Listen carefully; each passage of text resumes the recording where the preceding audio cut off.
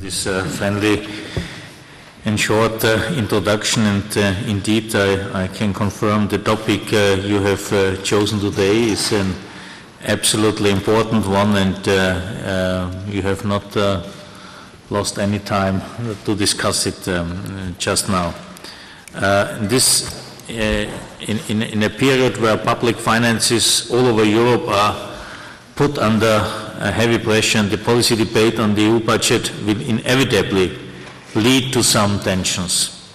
Some member states have already expressed their will to reduce the size of the community budget, while at the same time some governments are struggling to maintain acceptable levels of public spending in their own economies and sometimes heavily rely on the EU budget to do so.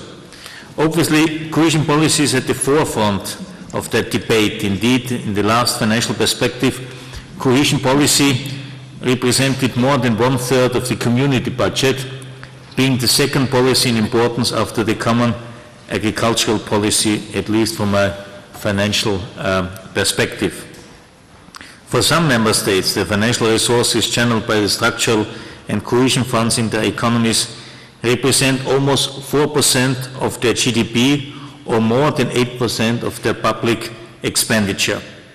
The outburst of the financial and economic crisis in 2008 has put public spending at the heart of the political debate, as rising public deficits have obliged national governments to deeply reconsider public spending priorities.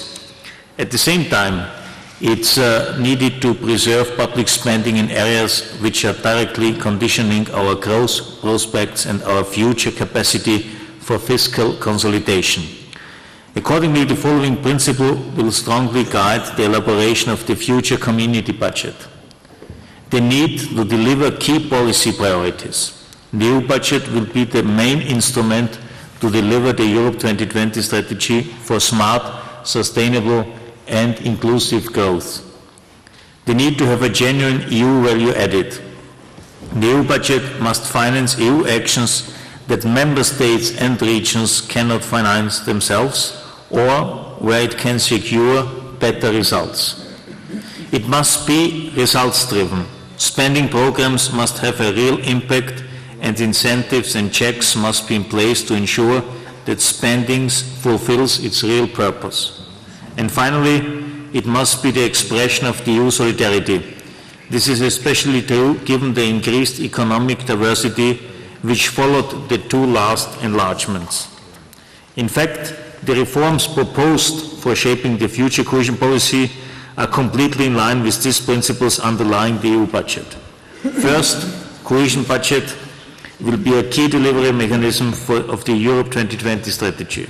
In that respect, cohesion policy has a key comparative advantage.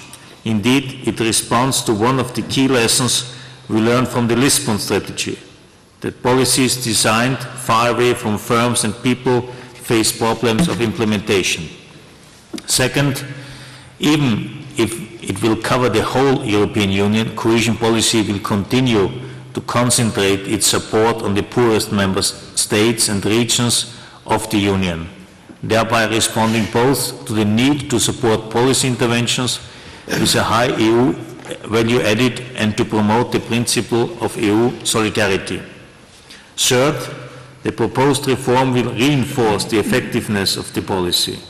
Member states and regions will be required to develop strategies which concentrate EU and national resources on a small number of priorities of European importance, closely linked to the Europe 2020 priorities. Certainly with a difference if we address less developed or more developed regions. In less developed regions we propose to choose out only one or two priorities.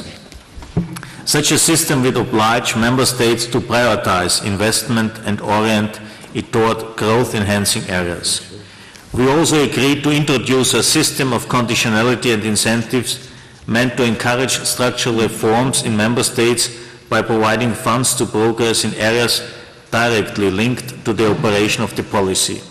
Last but not least, the reform proposes to introduce simpler rules and lighter procedures to address the complexity of delivery. Yet, it's often observed that the problems the policy faces are not inherent to the policy itself, but to national situations. It's therefore projected to pursue the support to administrative capacity building and even reinforce it where necessary. This is particularly relevant for some member states. To what extent will the debate on the EU budget tackle divergence in the points of view of member states? Let me try to answer to this question with a particular focus on cohesion policy. It's of course difficult to predict whether the discussions concerning cohesion policy will contribute to bring the views of the member states closer to each other. Some elements would support such a hypothesis, others would rather invite us to be prudent. On the one hand, as I explained, the reform of the future cohesion policy makes it very much in line with the key principles underlying the EU budget for the next multi-annual financial framework. On the other hand, due to the current economic situation, the pressures on the EU budget are severe. The UK asked that several of the largest nations in the Union support a real-term freeze of the budget and has received support from France and Germany. However, cohesion policy mostly finances public investments which are necessary for securing future growth and fiscal consolidation. Without it, a number of member states will simply not be capable to fully playing their role in reaching the objectives of Europe 2020. It's therefore legitimate to plead for maintaining a strong cohesion policy and give it the financial means it needs to fulfill its tasks. Cohesion policy indeed has proven to have a very positive impact on the member states' economies. You can see it on the new member states where cohesion funding concentrates. Evaluations show that the effect of cohesion policy is significant in many areas of interventions. For instance, it contributed to the development of many transport infrastructures. It improved water treatment facilities, connecting thousands of people to modernize the drainage system. It supported many SMEs in the field of innovation and R&D, thereby triggering the creation of many new jobs. And as a result, cohesion policy had a positive impact on global performance of these economies, both in terms of increased GDP per head and employment creation. Such impact is in some cases impressive. For instance, projections suggest that GDP per head in Hungary will be on average 2 to 4.5% higher thanks to cohesion policy over the period 2007-2016. This indicates that cohesion policy definitely has value for money. As such, it really can contribute both support member states in their efforts to contribute to the Europe 2020 strategy, while at the same time creating the conditions for fiscal consolidations tomorrow. Under these conditions, a consensus among the member states on a strong future cohesion policy is not impossible, and I'm rather confident concerning that. Thank you so much.